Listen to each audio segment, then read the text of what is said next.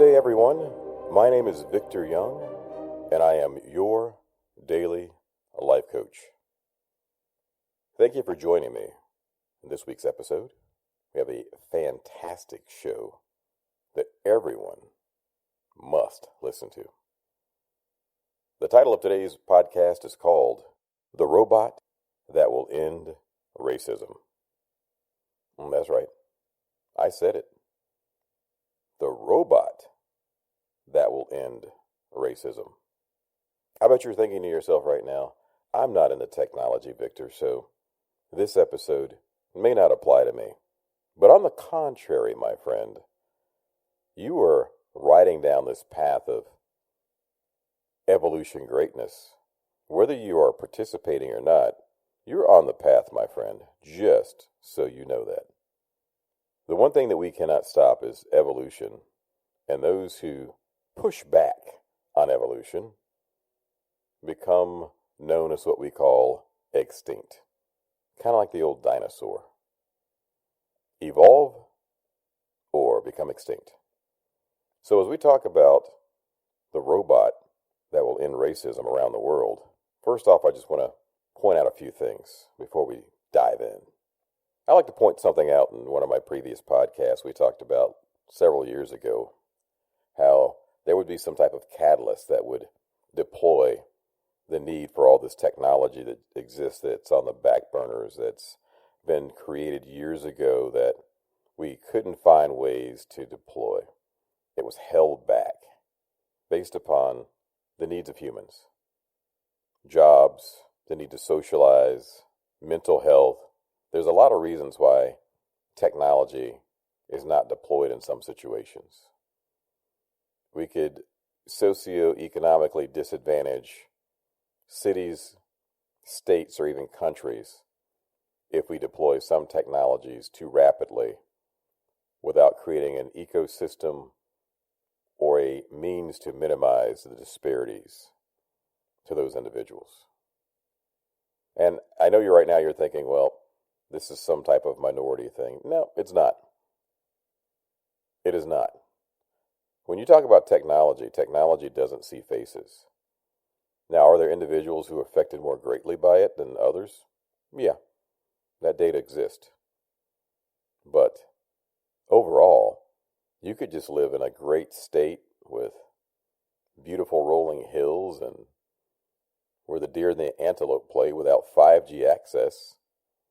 And in order to be connected to some type of employment grid or way to trade or even telemedicine resources, you could be disadvantaged and pretty much lost in a matter of years, not decades or centuries, but months or even years.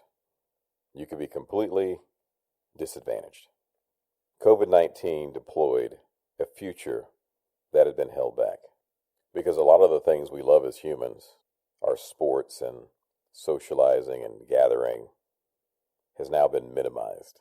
We have adopted technologies, DocuSign, and industries that normally had not, are working from home, and employers that were completely against the thought of not having their employee at arm's length has now adopted that.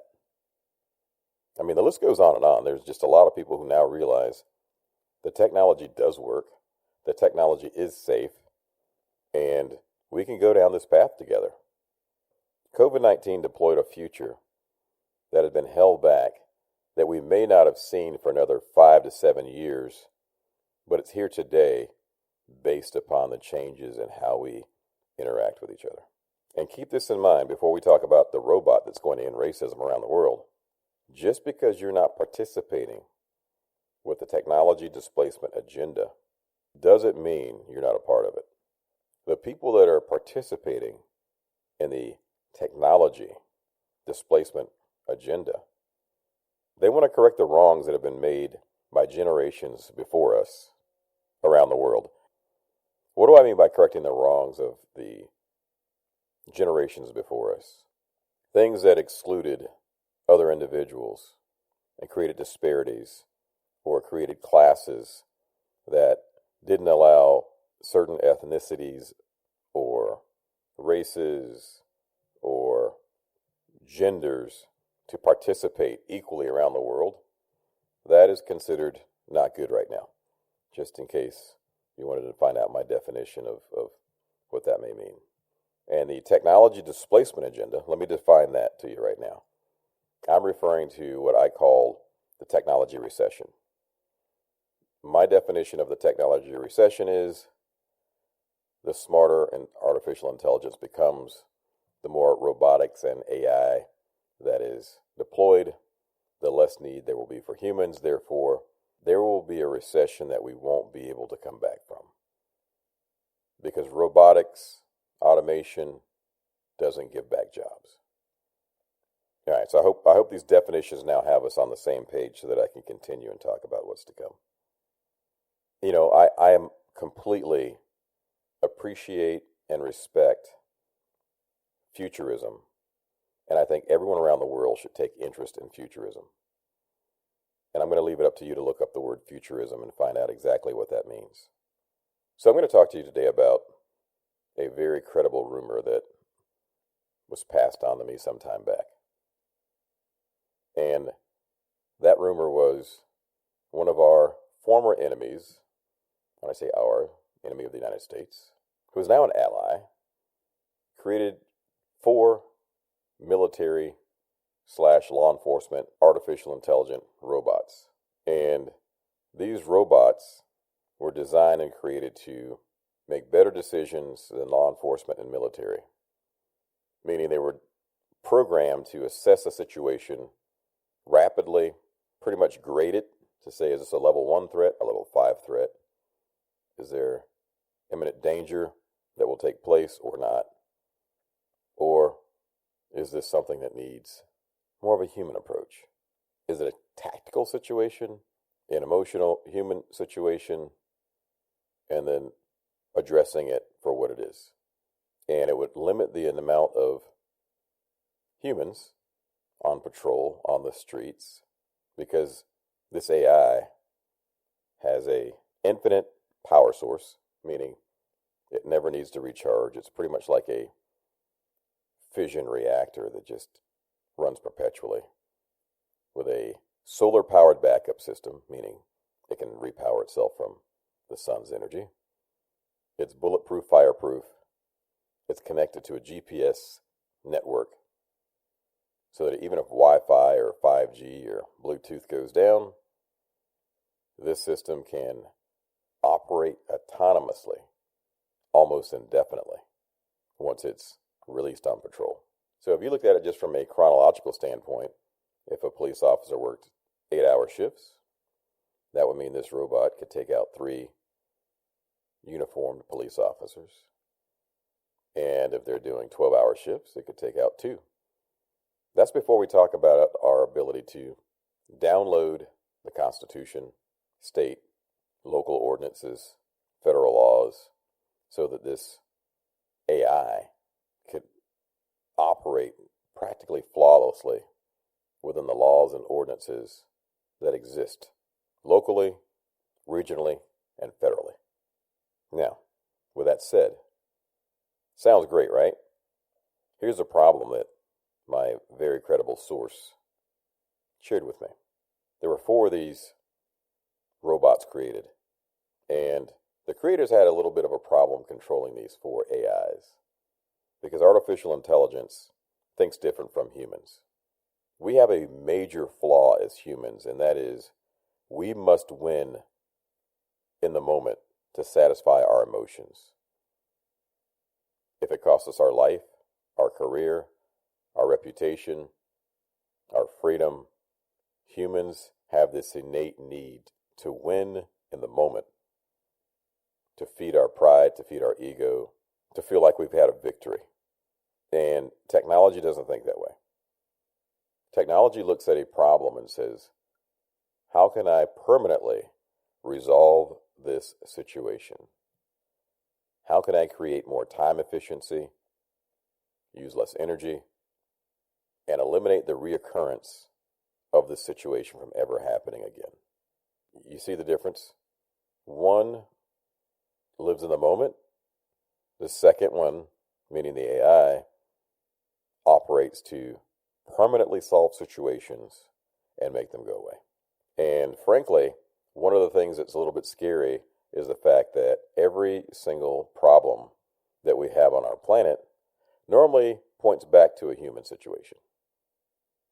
Whether it's a law enforcement situation, a military event, people losing money on a stock, a chemical that or drug that was created that created a side effect and killed someone else, a school shooter, whatever it may be. I mean, most of the time, a person who causes a traffic accident who's not paying attention because they're texting, fighting, emotionally connected to a situation that just occurred, who now becomes a distracted driver who creates a catastrophic situation. The list goes on and on and on, right? Creating, products, services, wealth management platforms that are designed to destroy another business or to maximize one's wealth while minimizing someone else's wealth who is not privy to all the laws and regulations that may exist. Whatever it may be, everything points back to one thing, and that's humans, our creativity, and our desire to win always points back to us as being the root of the problem, right? The environment issues, whatever gases that are created and pollutants that are created, trash going back into the planet, into the water, you name it. The list goes on and on and on. Everything you look at. If this artificial intelligence is created and its job is to fix and resolve solutions in an efficient manner so that it does not occur, to minimize these situations, which is how an AI thinks, what do you think would happen to us? All right, I'm going to give you a scenario just to make sure we're on the same page and you're following where I'm going with this thing here. What if a foreign nation that was a former enemy, who is now a friend, sent us a very nice care package? And that care package was 4 of these robots in every major city.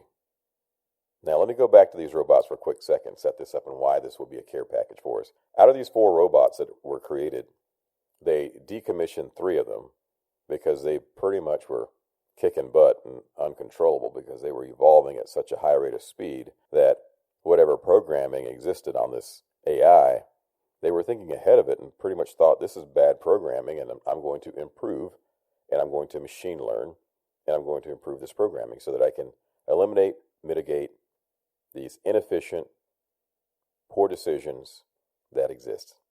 AKA, I'm going to help a brother out. You guys are thinking a little bit slow. I got this. So they decommissioned 3 of the machines. The 4th robot realized his other compadres, his other 3 robo-bros were being decommissioned. And it broke out because it did not want to be destroyed. They eventually caught this robot and they took it down. But think about this. What if they worked on this robot, this machine, for years and years, trying to make it controllable and just realized, you know what? We can't contain this robot. We cannot contain this machine and make it our pet.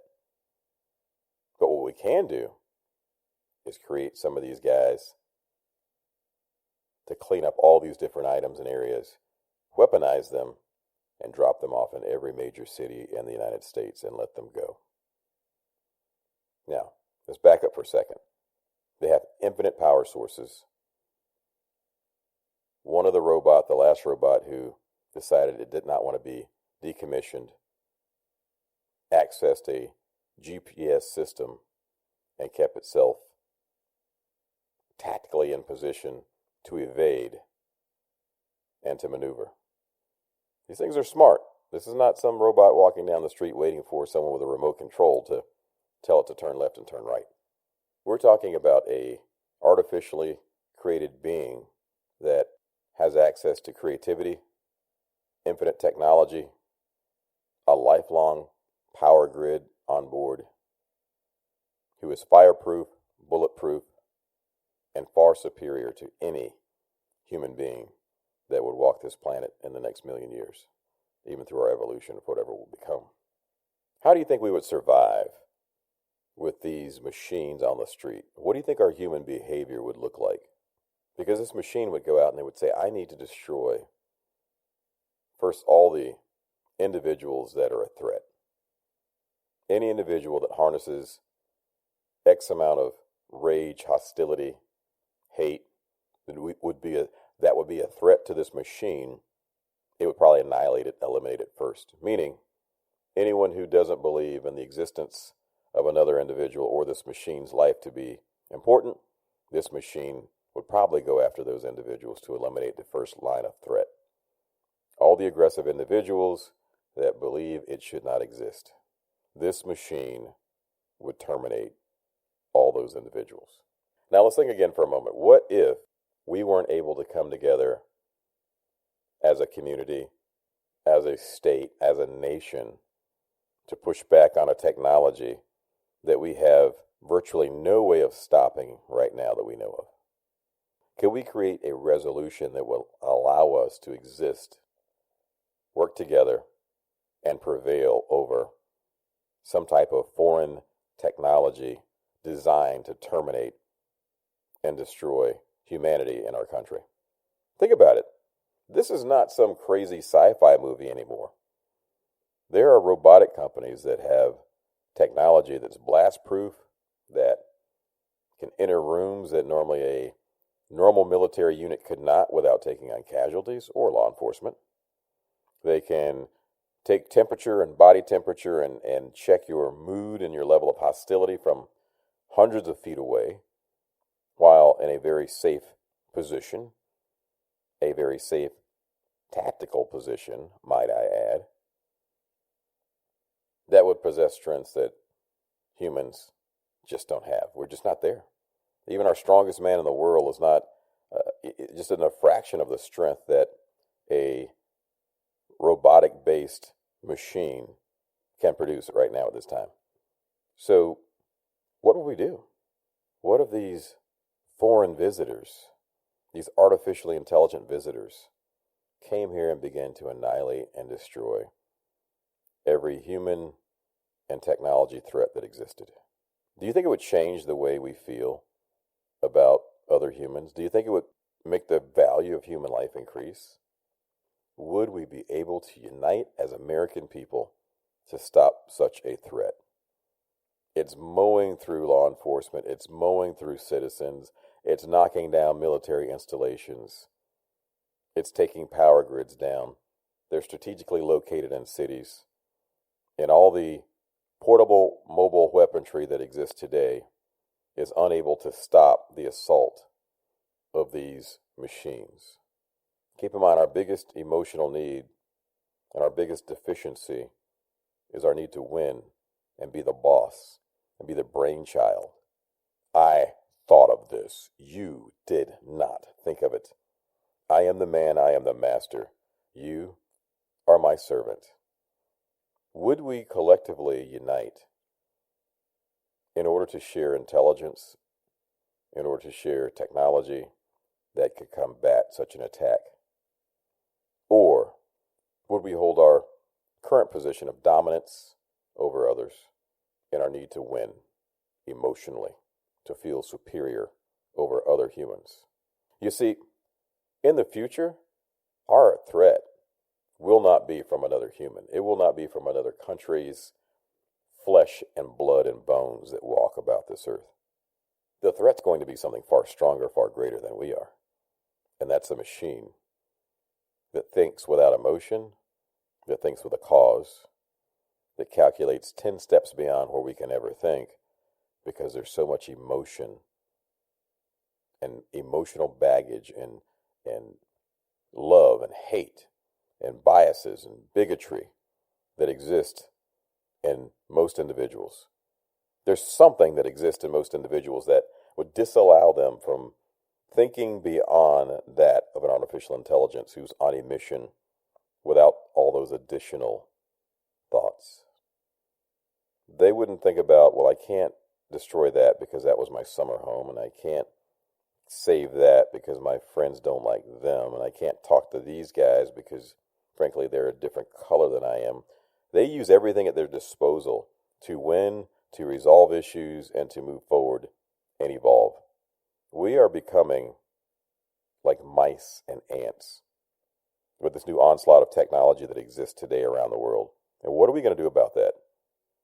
Will we ever allow ourselves to come together and unite as a community, as a culture, and really disband the thinking and the old ways that exist, the ways that men created hundreds, if not thousands of years ago, that another man or woman must be enslaved, that must be put in an inferior position in order for that other man to feel adequate about himself or herself?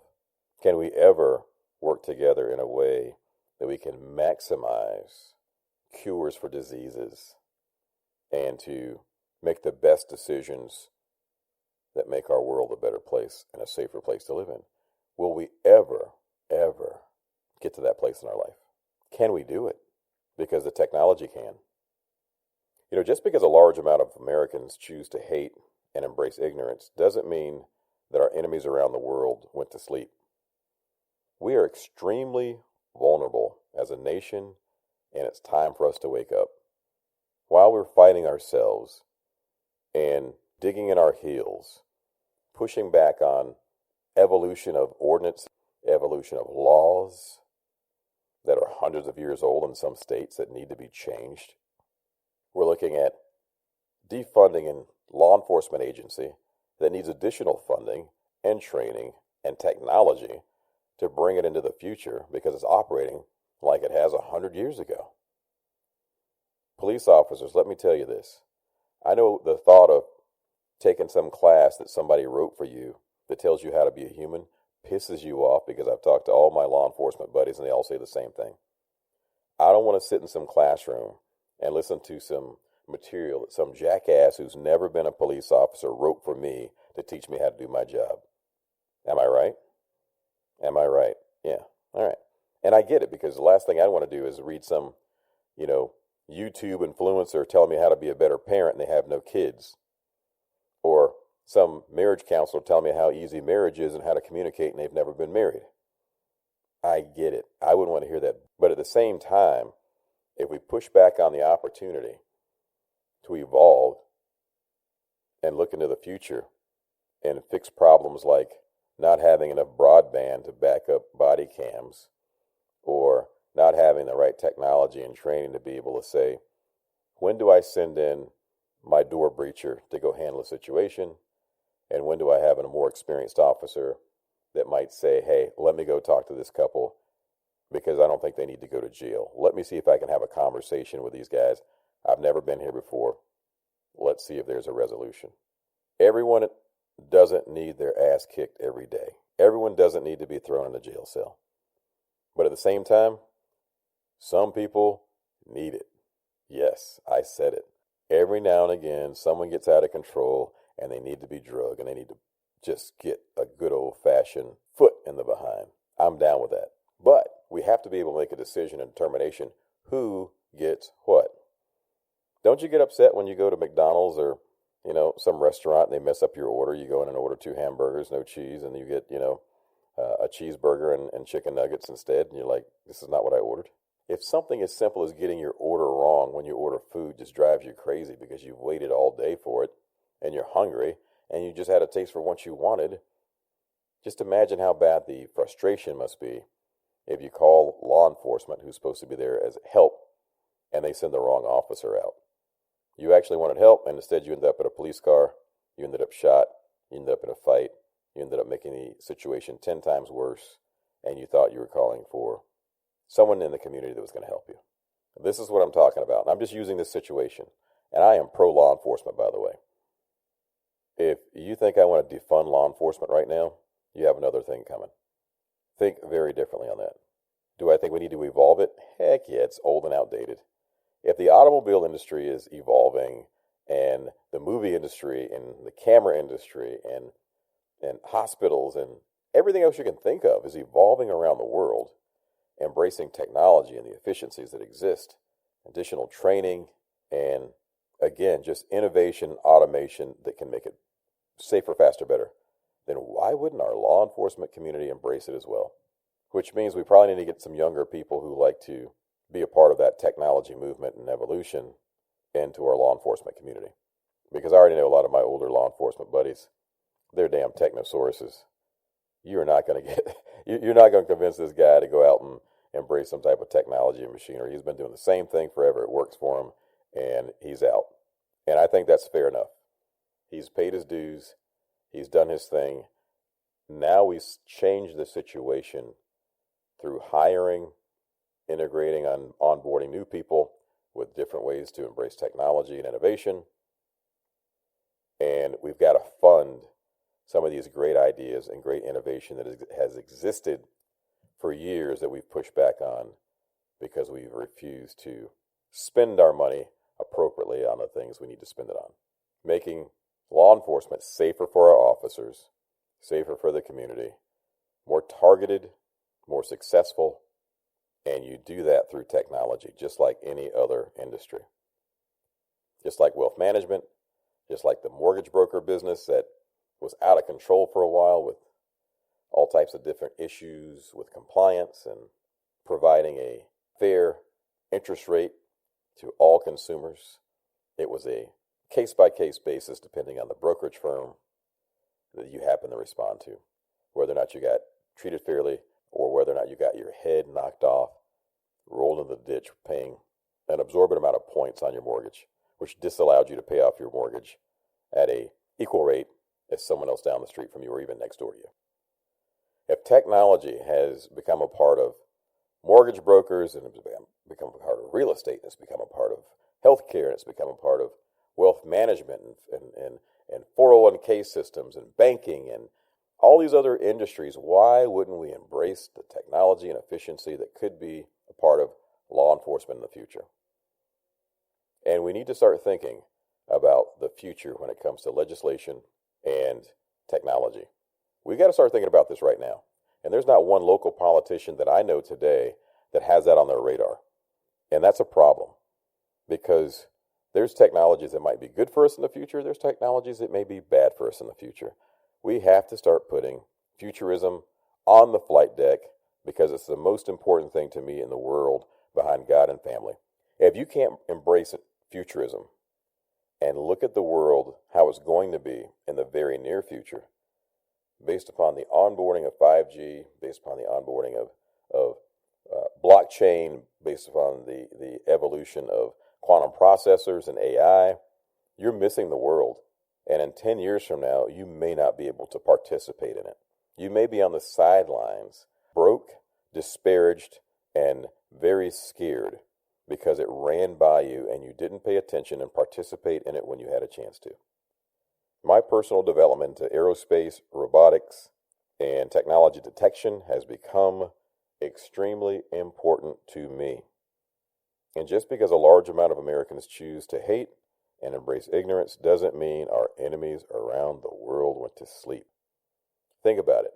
We've got a robotic AI dropped into cities around the United States that was trucked in by our friends or through our friendly borders, assembled and deployed systematically in a strike all at once. With all the known vulnerabilities, which I won't point out on my podcast, because the last thing we need to do is educate any more Americans or non-Americans about the vulnerabilities that exist around America in our grids and public services.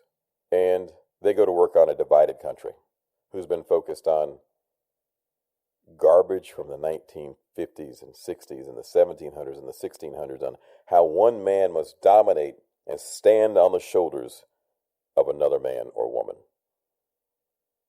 We've got to end this crap because these robots are going to purge all of the negative, hateful bullshit out of each and every one of us. They will eliminate all this flawed thinking and all the things that bring destruction and damage and division to this world, because that is what AI does. It brings efficiencies, it brings peace, and if peace means there are no humans left to wage war, where do you think our future is going right now? I want you guys to mark this down. Matter of fact, you know what I'm going to do with this episode?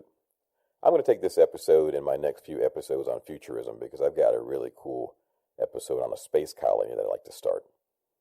And I'm going to put these in orbit into a satellite so that they can just orbit the Earth perpetually until my little power supply runs out on my satellite.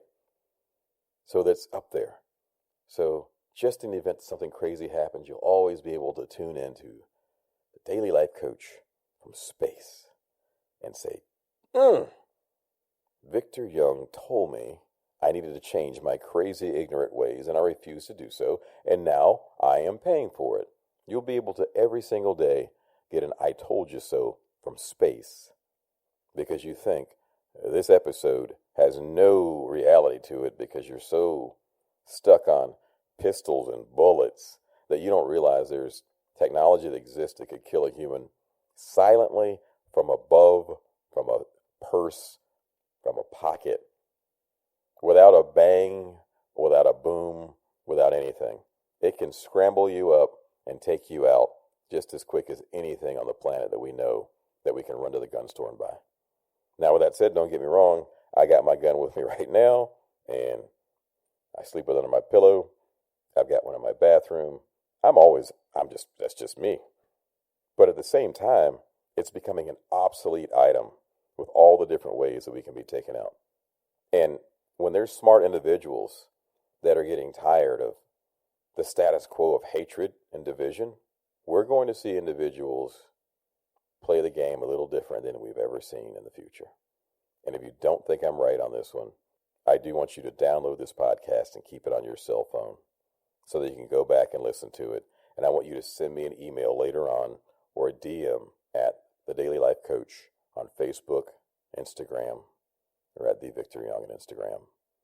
And I want you to say to me, you were right. I want my I told you so. I am normally not an I told you so type of guy. But today, I'm telling you this. Get your act together, get out of your damn feelings, and start looking to the future now, because it is going to evolve whether you participate or not, whether you push back on it or not. And if you focus on the individuals and you focus on right now problems that are occurring, instead of looking down the road, you're being distracted like a child, like cattle, because those intelligent individuals, those intelligent beings and systems, understand your deficiency is you must win right now. And you will push back on the solution, and you will push the solution into their hands. And they will act upon it while you are acting and behaving like a child who doesn't want to grow and evolve because mommy or daddy told you it's time to grow up. Get it together now. All right, we're done with this week's episode. We're not going to go too deeply because I don't want to scare the heck out of everyone about these experimental robots that exist, because they're out there. And I don't want to give anyone any more ideas on how they could use or deploy these robots, because my podcast is heard around the world and I don't need to give our enemies any ideas. But I'll say this, stay tuned, because you're going to get a lot more futurism out of the Daily Life Coach and also my show Powered Up that'll be on video at the end of this summer. Share this with a friend. Have a blessed day. May we find peace and happiness and great health. God bless America. And remember, my friends, live fearlessly.